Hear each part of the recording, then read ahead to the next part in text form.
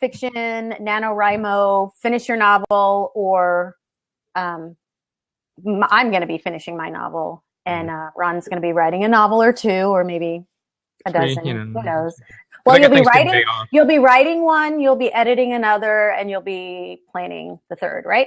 Actually, by then I should be just about done editing Lydia's Way, because that was kind of a short one. That was about 40,000 words. It was Cassandra's Crossing and Lydia's Way were really one book, but I split them into two.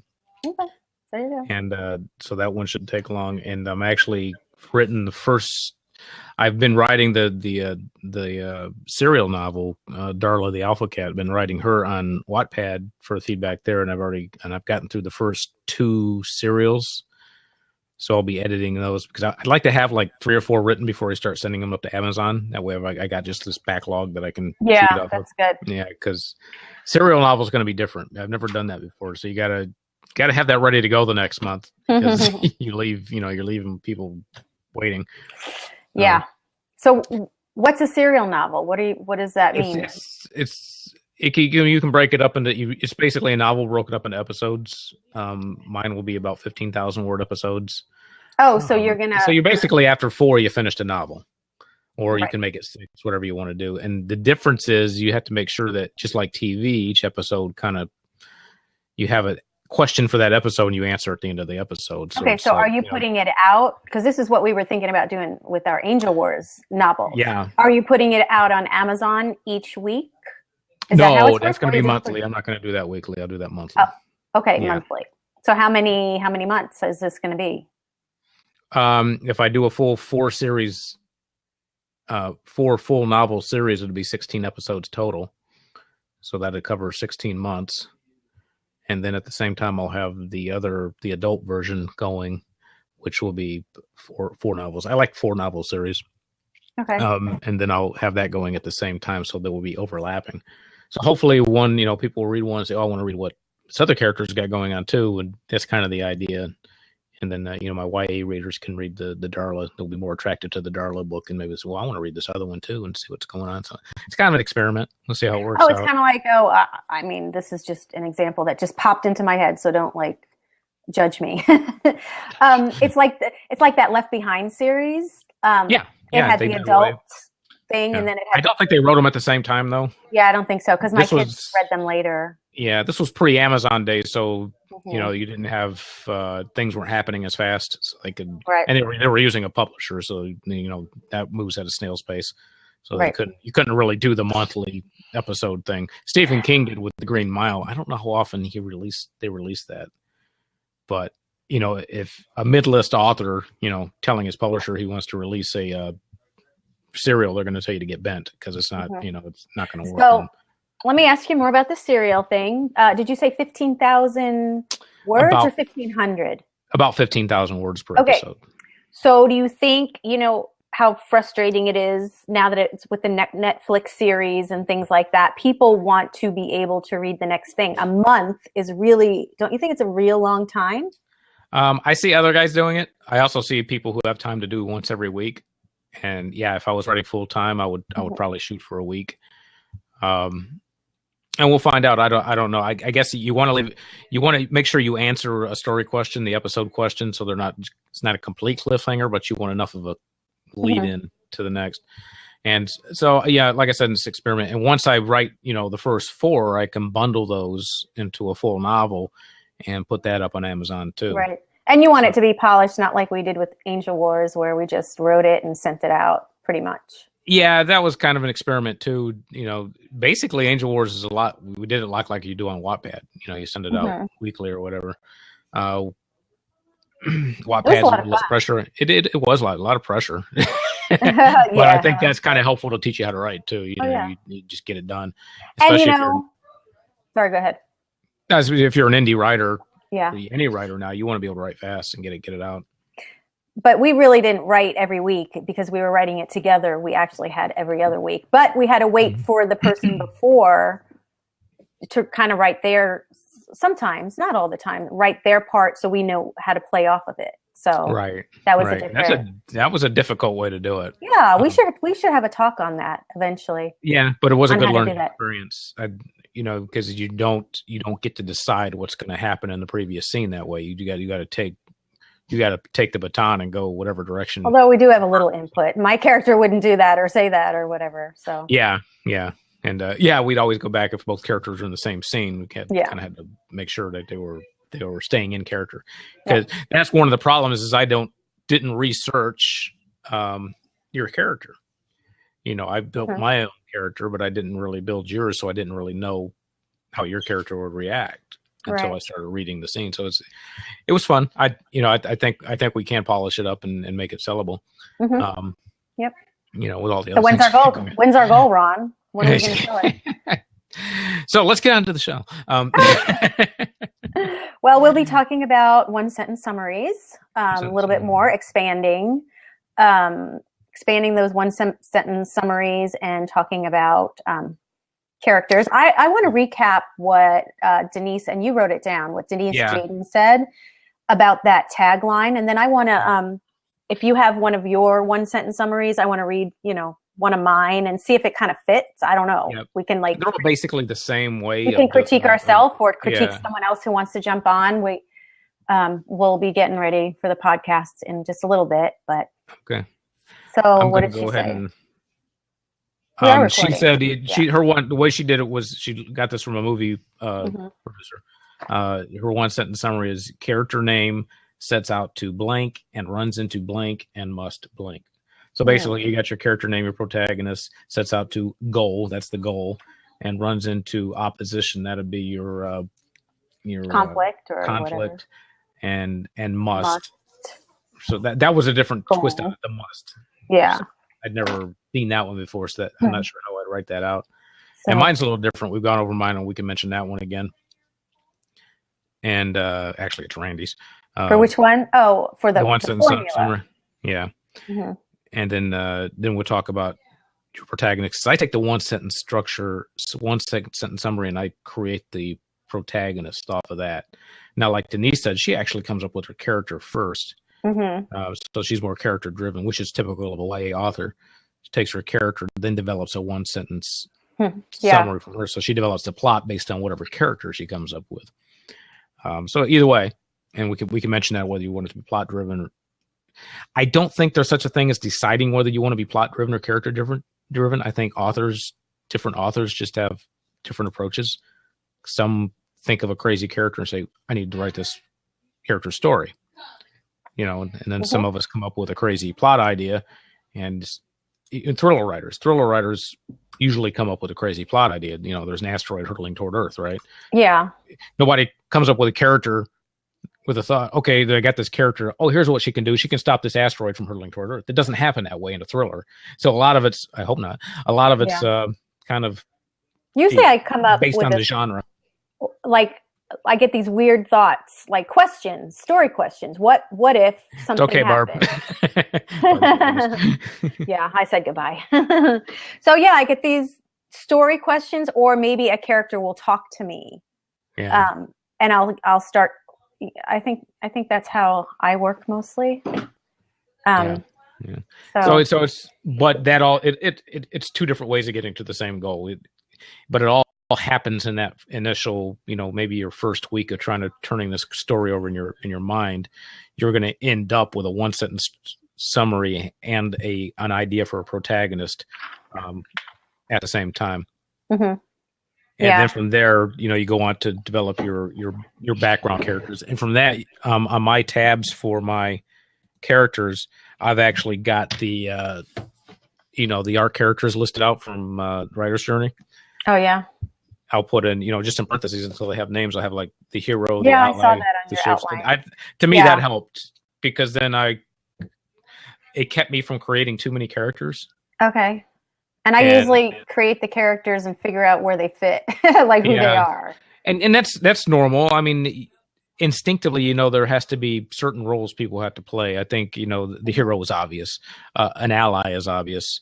A shapeshifter isn't so obvious. It was fun for me because I actually have a shapeshifter in the story. So, Darla Velasquez, she fits into her own story as the hero, but she's the shapeshifter in the adult version of the story. So she's an actual shapeshifter. So it kind of makes it fun.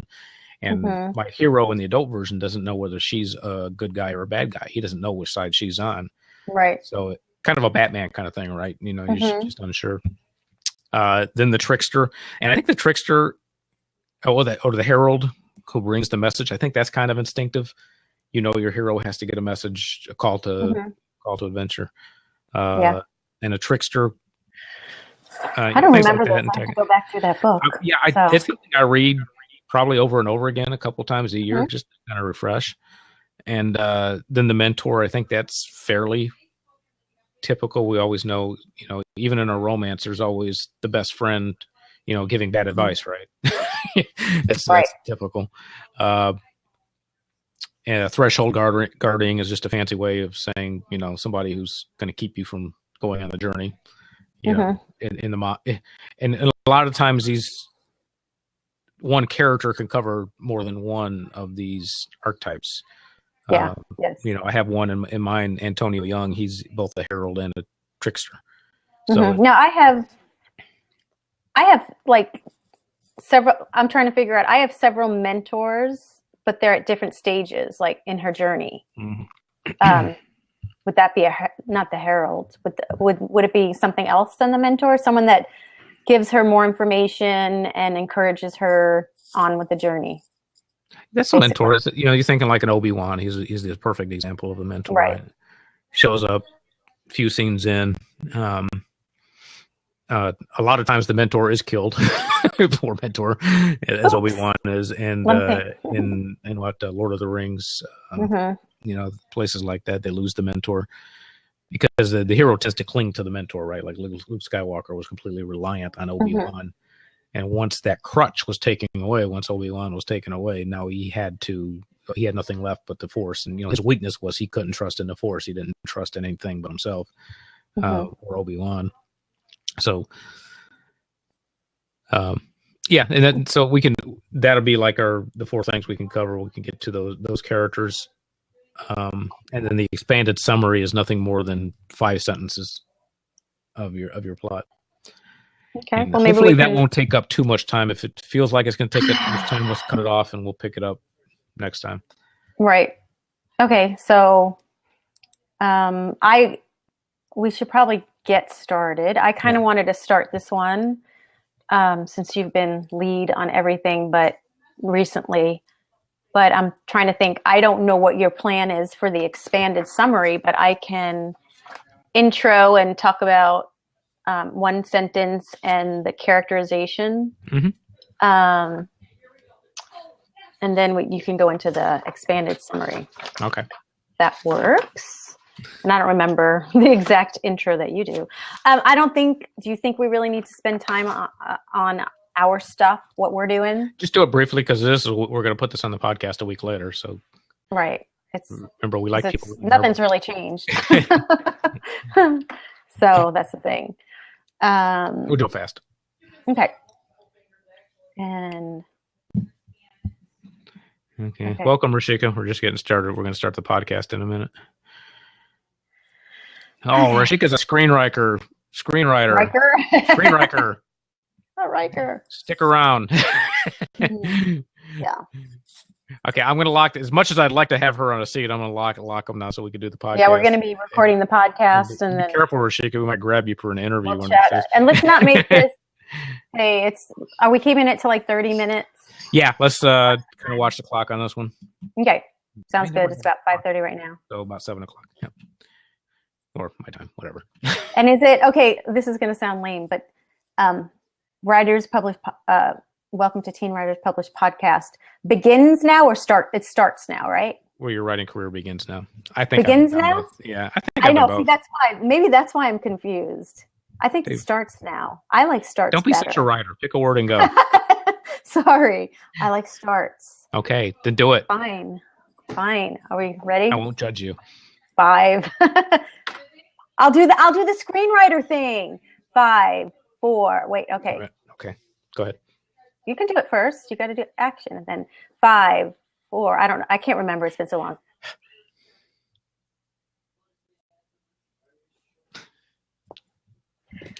Welcome to Teen Writers Published Podcast, where your writing career starts now. I'm Gina Conroy, and I'm here with my co-host, Ron Estrada.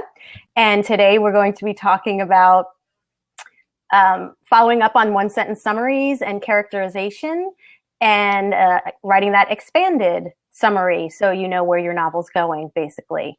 So welcome everybody to the show.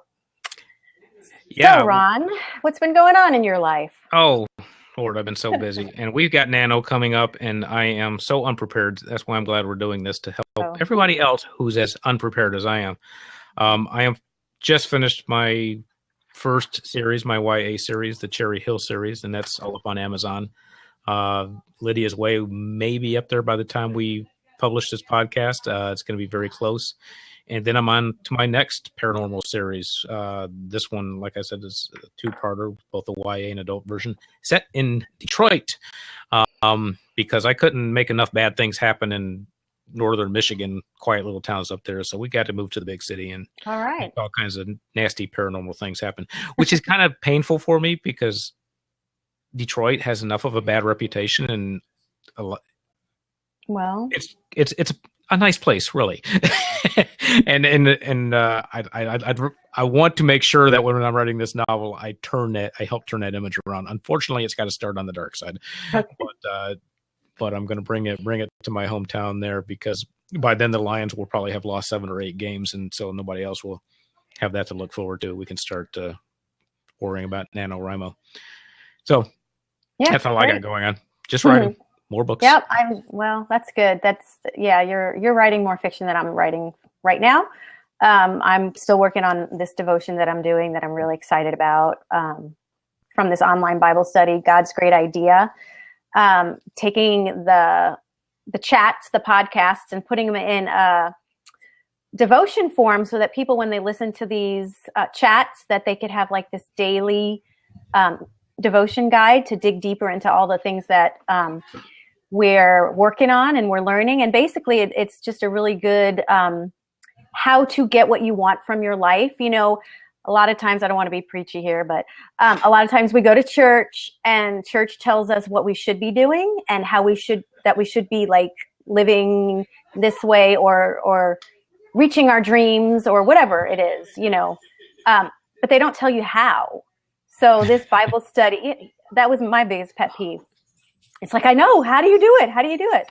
So this Bible study breaks down the biblical principles into really practical ways of building relationships, of going after your dreams. It's really changed my life in the last couple of months. So I'm really excited about it.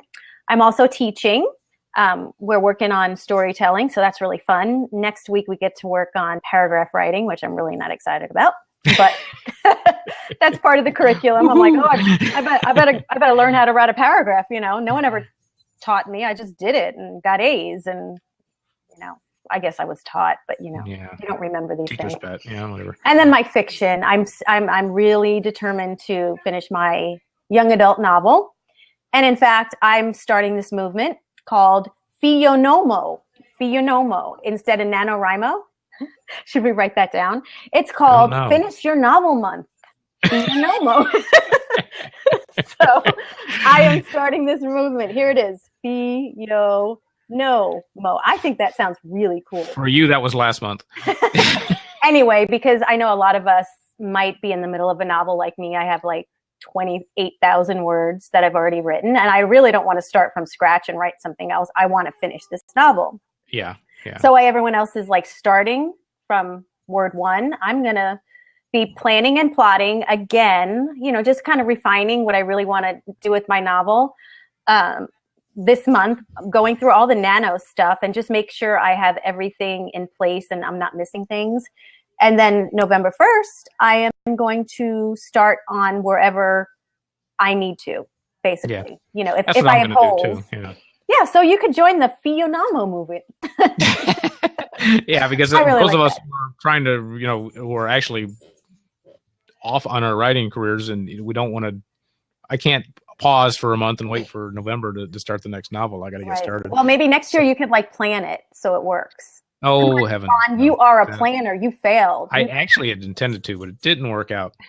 So, Anyway.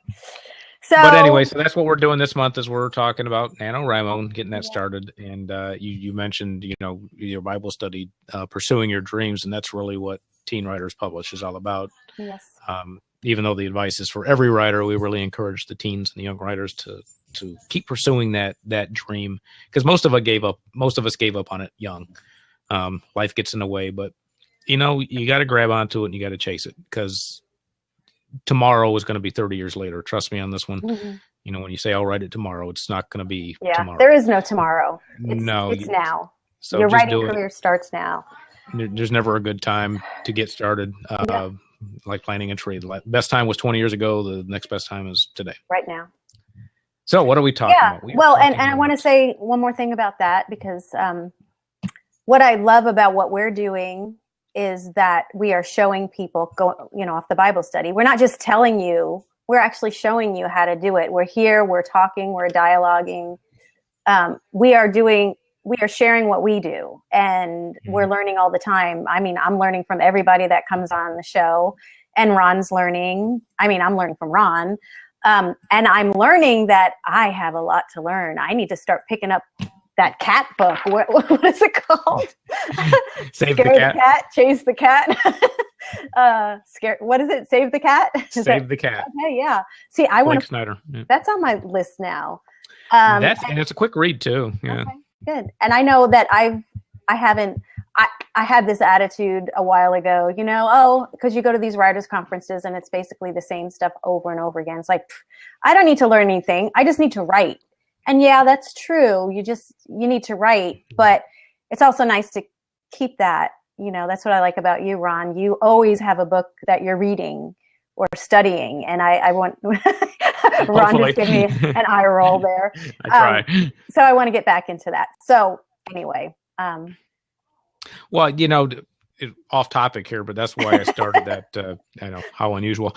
That's why I started that. I started a Periscope weeknights called The 10-Minute Novelist.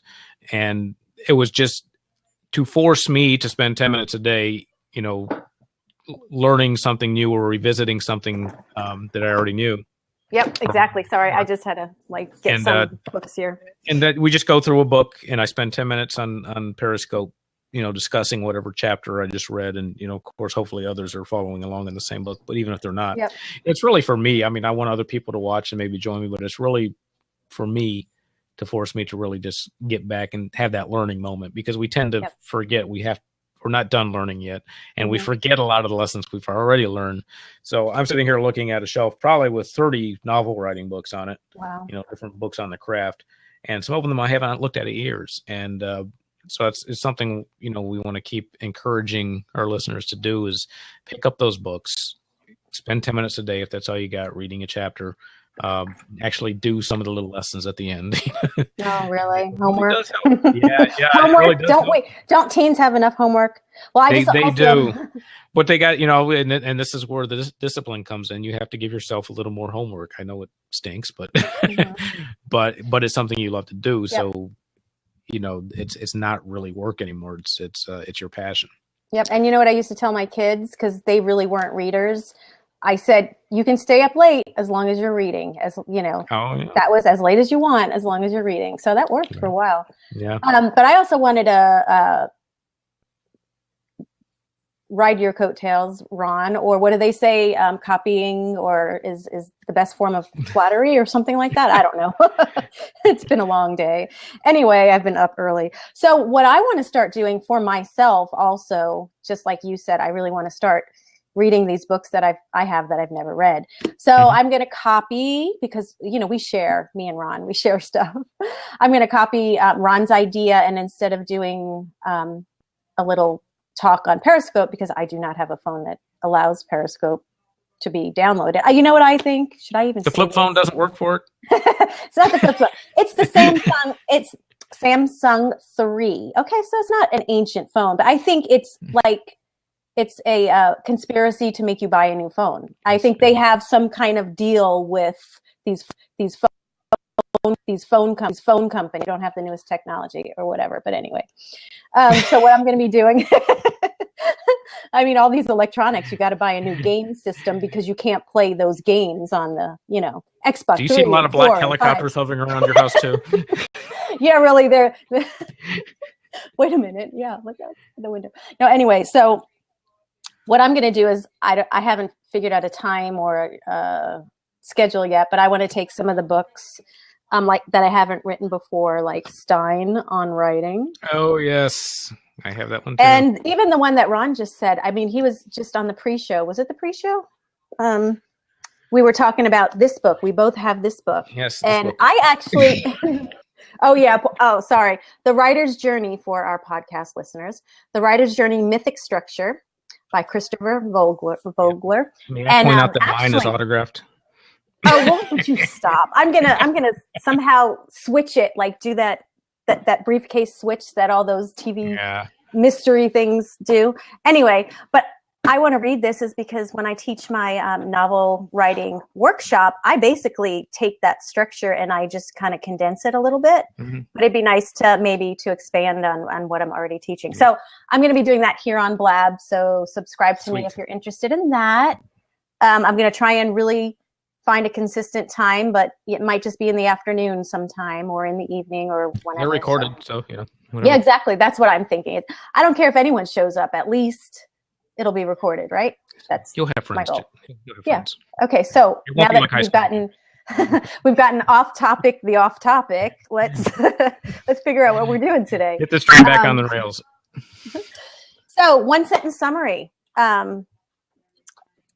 Expanding that and using characterization to know where our story is going, right? So I want to just talk about because I'm really still brainstorming my one sentence summary.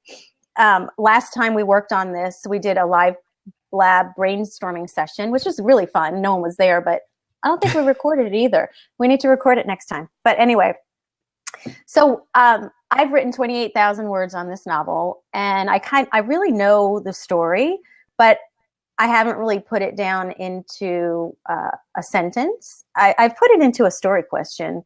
So we were trying to use the formulas that everybody says, your elevator pitch, log line is what Denise Jaden was saying. Mm-hmm. And so we kind of sort of came up with this, and I think we're happy with it, right, Ron? Yep. You don't remember? I do. The problem is her weakness. Go ahead. Well, the problem you have is that you've already written 28,000 words, so you're thinking of every little subplot and every little character, and you can't see the forest of the trees. And a one-sentence summary is really just the very basic backbone of the story. Now, you got your backbone and everything can expand off of that, but you don't need to put that in your log line or your one-sentence summary. And so once you've already started writing the story, it's tough to get back there, and that's why Denise said, it's helpful for once she'd written a novel, her readers would come back and tell her what the one-sentence summary was. Read the reviews. Read what readers have to say. They will tell you what your story is about. Better yet is to have that done before you start writing your story, and it will keep you grounded in what that story is about. Yeah, I think I didn't have the sentence. I did have the story question, which is similar. You just have to write different words, Right. You always start out with the what-if question, right? Yeah. And so my what-if question was, can a teenage girl save her autistic brother from a government who's bent on destroying him? So that was my question. And then we tried to turn that into a sentence, right? Mm-hmm. So we came up with a despondent teenage girl becomes the only hope to save her autistic brother from a futuristic government determined to kill him and his kind. So we had a hard time coming up with an adjective to describe the girl. So which is I just couldn't find the word. That kind of novel, because most YA novels you start out with the teenage girl is really the best description, because as a teenager she doesn't know how to fight, unless she's a superhero. She doesn't know how to fight. She doesn't know how to speak out against the government or anything like that. We got some strong teenagers out there, and a lot of them are listening to this. But really, if if your government decided to turn against you, one 15-year-old girl is probably not going to be the person you're going to turn to save the day. And that's in a book like that, that's usually enough. And the example I always like to use is Jaws. And what we're talking about is an ironic character or an ironic tagline. And in Jaws, the character was a small town sheriff who was afraid of the water, or who feared the water, and that fear of the water was the irony. Because now he's got because the rest of the line is a small town sheriff who fears the water must kill a giant shark before it kills again. Right. So, the poor guy is already afraid of the water. Now he's got to go chasing after the shark before it kills again. So it's a very good ironic twist. And it's not a requirement, but it sure makes the plot a lot more interesting if you can really make it a strong ironic twist. And not every story. Not every story. Oh, sorry, go ahead.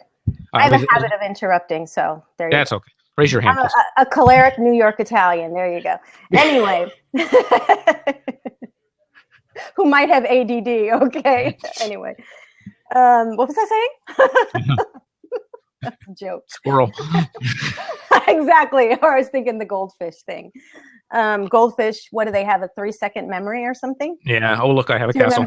Yes. A goldfish. Think of the goldfish in the bowl. Why they're so content is because they swim around that bowl and they keep looking at the castle and say, "Oh, I got a castle." Then they swim around. "Oh, I got a castle." Yeah, it's like a Dory, in the what is it? Finding Nemo. Anyway, so shameless plug because I think I did an excellent job with that ironic twist in.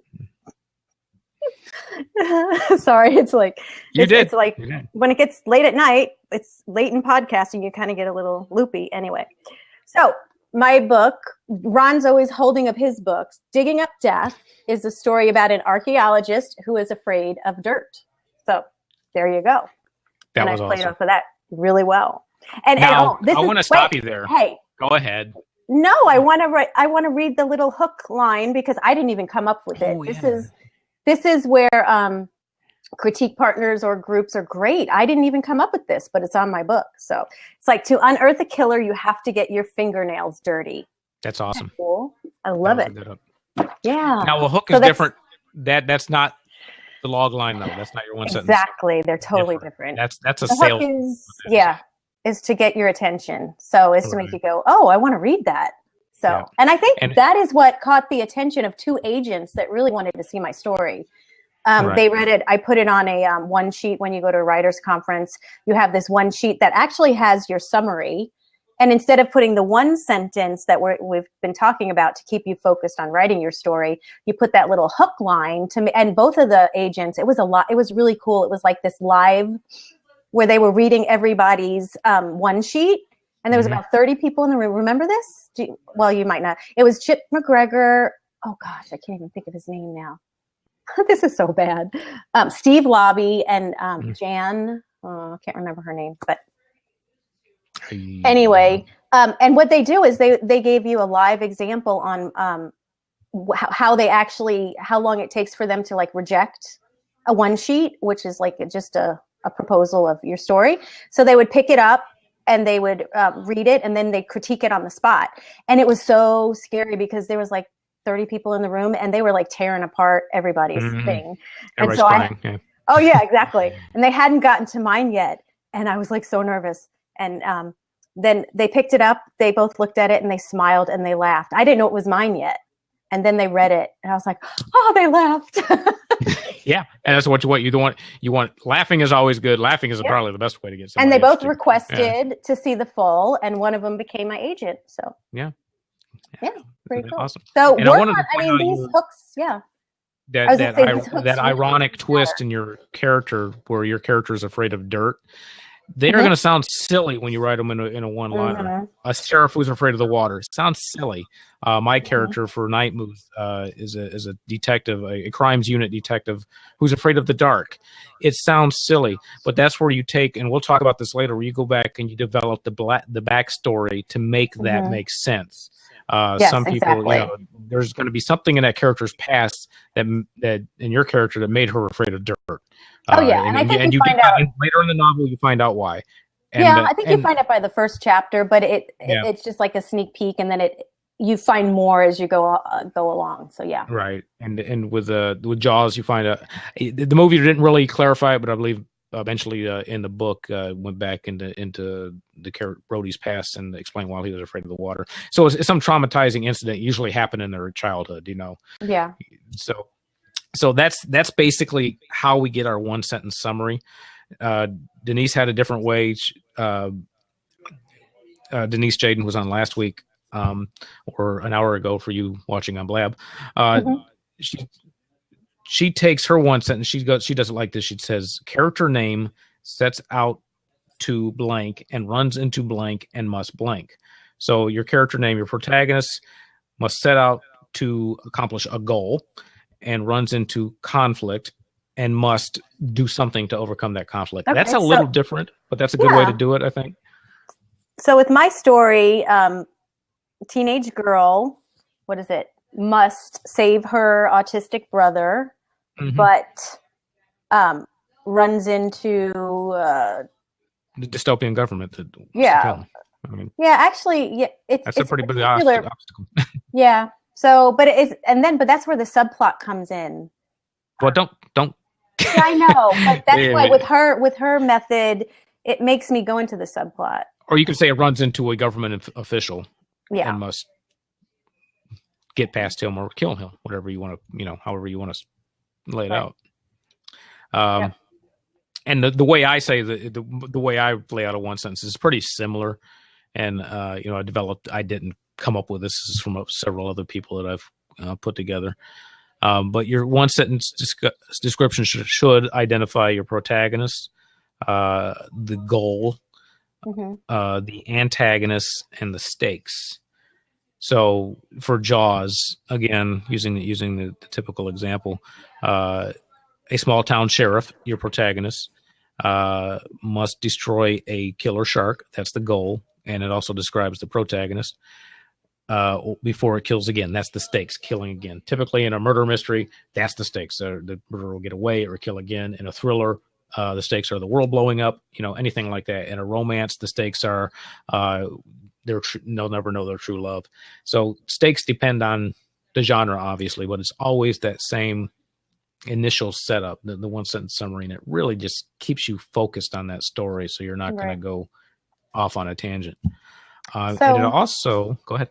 No, you continue. Because I'm going to change the subject, so keep going. Okay.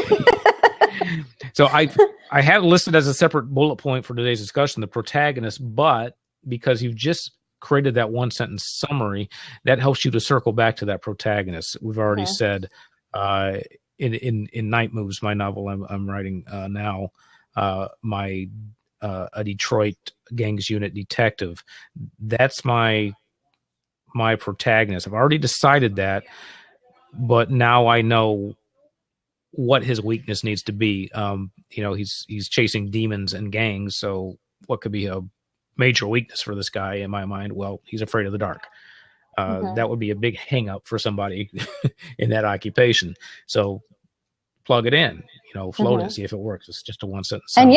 And it makes you think, why did he do this? And that's the thing, going on another rabbit trail here. That ironic twist makes you think, why in the world did he become a detective? Because he knows he has to work in the dark and whatever.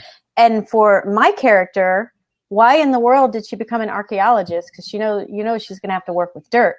Well, because she's afraid of the dirt. Well, or phobia or whatever. But I explain that later on when she has to face her fears to do something heroic. She has to actually get dirty to do something heroic, and then we find out why she chose this profession. So, and that was a cool moment, because for me, I don't know why. I don't always know the motivation, and it was even deeper than it just, if you know your characters tell you and surprise you, at least me, a lot of times. Right. And that's, a lot of people want to develop that character backstory before they do that one sentence summary. And I think that's where you get into trouble, because that one sentence summary tells you which direction your story needs to go. So you need to make sure you develop a character that fits it. So if you want to have a character with a weakness that will oppose him throughout that story, at that point you can go back and create the backstory that explains that your characters are, afraid of. Sheriff Brody was always my favorite example. Here's a guy, a cop who is afraid of the water, and he moves to an island. What was he thinking? But that doesn't matter. Eventually goes back and explains, how all this came to be. Life is full of consequence or events leading to another. So, and things just happen. We don't know why. But if you go back and you build that backstory, you can kind of convince yourself. If your character is afraid of heights or water or cats, convince yourself that there's a good reason for that fear. And it will show in your writing. You don't even have to come out and say it during the writing, and you shouldn't. It should kind of be sprinkled throughout the novel. But once you convince yourself that this can happen, you'll convince your reader as well. So don't be afraid that your character's hang up is going to sound silly, because because it's a one sentence summary. It's like anything you try to explain in one sentence is going to sound contrived and silly. But once you explain the backstory, because no reader is ever going to see that one sentence summary. So don't worry about somebody judging you on that. That's for you. And I will actually put it on a sticky note and hang it over my desk. That way I don't go off on some rabbit trail chasing a subplot somewhere. Yep. I wanted to, because I think we might do this differently. That's why I want to talk about it next. This podcast is about characterization and expanded summary. So after I get my initial what would happen, or maybe I'll get the first line, or I'll get something, an idea. I think for me, I don't know everything about my character, and I don't know everything about the plot.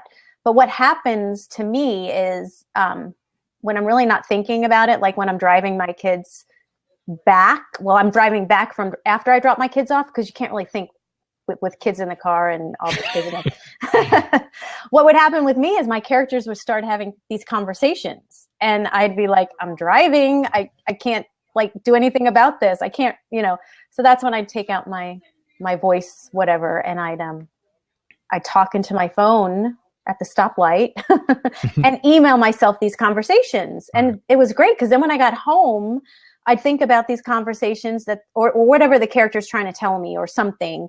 And then I'd go and I'd write a scene, and it might not be in order, but, I don't do the character sheets. I don't fill in every blank. I even, tell my kids I have a best friend character worksheet. You should really know certain things about your character before you get too deep into the story, but that's how I learn. And then the plot gets thicker, the more you know your character.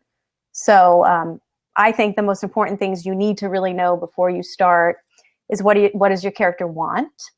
Yep, the goal. What is their value? What do they believe? Because that's going to be their motivation. What's the worst thing that can happen in their ordinary world to make them go on that journey? What are they afraid of? Because they have to face those fears.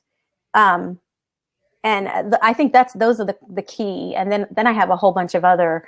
I think, did we do a podcast on that? No, character? We're going to 2 weeks though. Awesome! In a couple of weeks, we get into that, expanding on that character. Yeah, definitely. So make sure you listen to that, because that'll really help you figure out. Because I forgot. Oh, I tell my students, when I say kids, students, my teens, if you don't know what your character's fear is, think about what they want, or think about what's the opposite of what they want and what they believe. Maybe. And when I'm talking about believe, it's like their core values. Do they believe in family, in love, in money, in power? Right. What is your take on that, Ron? Definitely. And like I said, the first thing I do is I come up with what is my character's basic weakness. Like you said, we want a goal. We want that basic weakness, which is what I call the ironic weakness, or ironic. I don't really think about that. That's good. Weakness. And then from that, once you have that ironic weakness, that really, really helps you build that backstory. And I mean, it will lead you down all kinds of trails, and then you'll actually start to build your character backwards. Okay. And so then you'll know what he believes. You'll know his fears. Okay, I mean, I did not know that my character in Night Moves was had a grandparent who was a Choctaw Indian who believed in evil spirits, until I started doing some research into why this guy's afraid of the dark, and I found it in that. So now he's he is African American in Detroit, but he's got ancestry from Choctaw Indians, Right. and they had this belief of the dark spirit that would enter men's souls. The way the story went is if you had thought bad thoughts or sinful thoughts, the shadow spirit would enter your body and eat your soul. And I said, oh yeah. How could you pass that one up? So I took that and ran with it. So that helped me develop, some background about him. I mean, all the way back to his grandfather, and just built up his past based on that. So just knowing that weakness really helps you develop that past. And then you want to go on to side things like, what's his favorite car, whatever you're going to do. Don't go. What is he going to order for dinner? Anyway, so I want to just go back on that because I guess I think I do the ironic weakness. I just call it something else. And maybe I have to just step up the game with the ironic part. Mm-hmm. I always find out what event reshaped their life and why. So the black moment. Yeah, exactly. Or So, sure. And in my character's case, she lost her older brother to this government, and she thinks it was her fault. Mm-hmm. So now she has to protect her younger brother, and it's almost impossible. I mean, so I don't think that's ironic. So it's not ironic, but it's definitely a good weakness. Yeah. Yeah. So I got to work on that. I'll keep that. Yeah. Awesome. So good. For the rest of this show, we talked about our one sentence summary. Your protagonists have a basic idea for your protagonists. Know what that ironic weakness is, or a weakness if you can't come up with a good irony. But do try. And then you go into your supporting cast of characters. Now, to make this easy, some people might think this is harder. I think it's easier to know what are called the basic archetypes. We talked about the writer's journey, and he has a basic archetype of characters. And this is not just that author who has this, who identifies these archetypes. But if you read the writer's journey, he has 8 character archetypes: the hero, the ally, the shapeshifter, the herald, the trickster, the antagonist, the mentor, the threshold guardian, and the shadow. Now, don't write all those down. But to me, I can take those, and it kind of gives me an idea of what characters I need in the story to make it work. For many of you, this will come instinctively. There needs to be a mentor, often a best friend. Mm-hmm. There needs to be a protagonist, obviously a bad guy, or a protagonist force if it's an antagonist. An antagonist. I'm sorry, an antagonist. Kind of like how Raw is to me. Right. There needs to be an ally. Speaking of allies. And just other things like that. But if you look up character archetypes or the writer's journey character archetypes, you can find these online too, this list. And to me, by writing those all, then I can kind of identify characters from that. Supporting characters do not need to be as deeply developed as your protagonist, unless it's a romance. Then you want to make sure your 2 characters are very deeply developed. But the other one's not so much. The more you know, the better.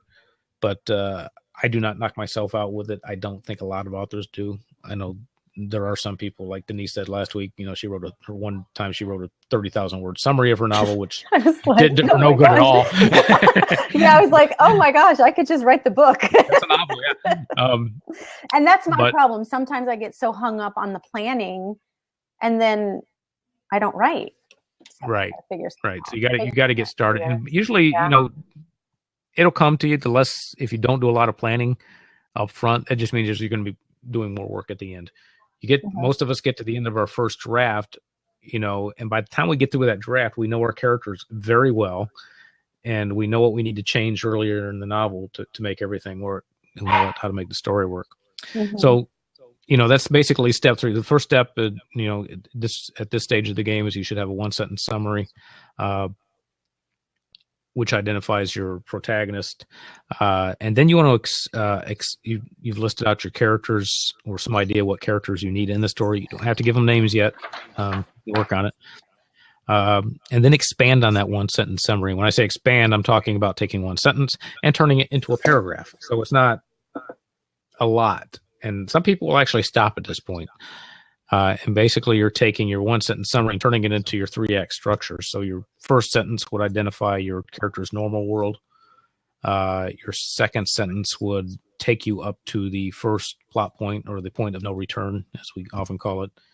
Third sentence would take you to the midpoint, the transition point. Fourth sentence would cover to the second plot point, or some people call it the third because it really is the one after the midpoint. And then the fifth sentence would identify the conclusion or climax of the story. Very simple, but right there you've just outlined your story in the most basic way possible. Again, I take a lot of this. None of this is created by me. Randy Ingermanson is the one I always go back to, his Snowflake Method book, which I do recommend. He talks about this, and then later on you'll expand on that again. But it's just a slow build process. You go build your plot, build your character, build your plot, build your character, and they're kind of building on each other, as it should be. So you don't really have a plot-driven story. You don't have a character-driven story. You just have a good story, using all elements.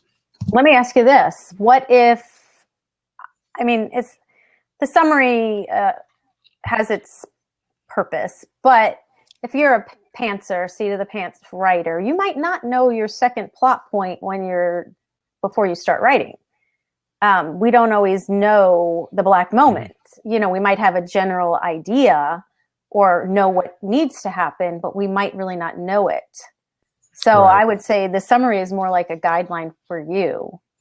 Now, what's a good chance it'll change too. So don't. Remember, nothing. What you're writing now is not in print yet. It's just for you. Would you say that a summary is similar or different to back cover copy?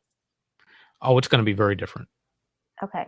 Yeah, back cover copy is like that blurb. It's a sales pitch. Yeah, exactly. And it really wants to give you the sense or the feeling of the story, what more than actually laying out the summary. Some back cover copy does, but it's probably not going to sell as many books, and that's because it's very difficult to make a story sound interesting in 5 sentences. I'm playing the antagonist on the show today.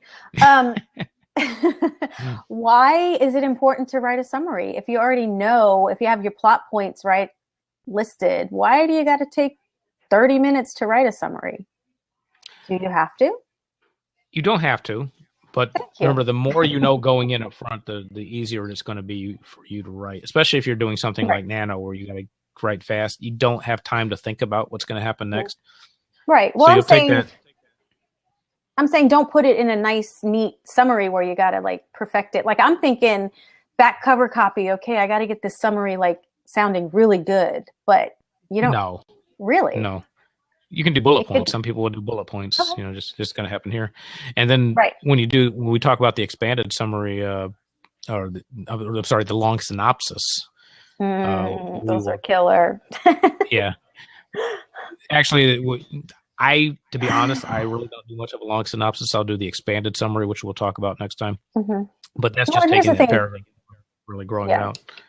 Well, so I was going to say, basically, every sentence becomes a scene. This is why you're doing this right now. Those 5 sentences you just wrote are scenes in your novel. So you just taken care of 5 scenes. Yay!